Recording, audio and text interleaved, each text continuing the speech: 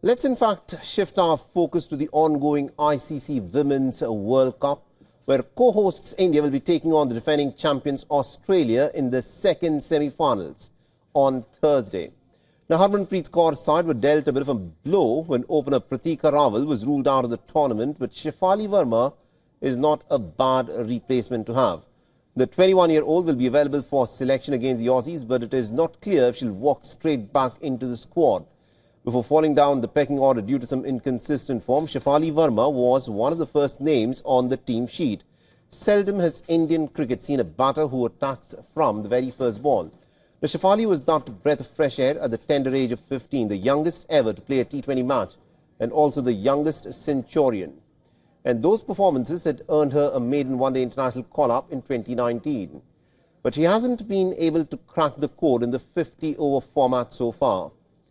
She has played 29 one-day internationals, scoring 644 runs at an average of just 23 with 4 half-centuries and a best of 71 not out. That doesn't inspire much confidence, especially when compared to Pratika Rawal's recent form.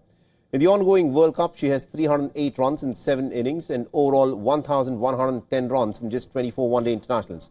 That's 466 more runs, having played 5 fewer matches.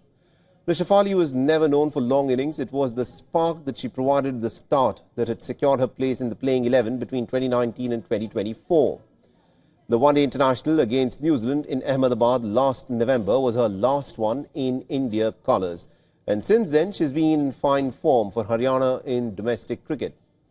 Currently the leading run scorer in the ongoing Senior Women's T20 Trophy, she's also featured for India A in the 50-over cricket, scoring 52 runs against Australia in Brisbane and 70 against New Zealand in a warm-up game in Bengaluru last month.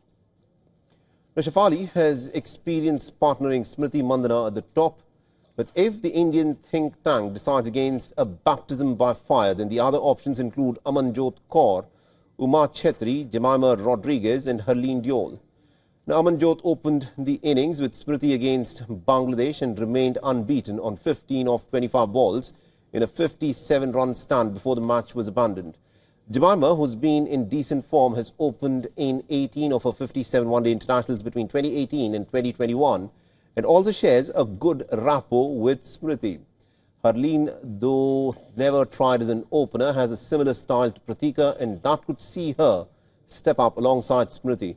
And finally, Uma Chhetri, she's opened in warm-up games and T20s and could find a place if Richa Ghosh isn't fit to play. Whatever the call, India's opening combination could well define their fate against the world champions.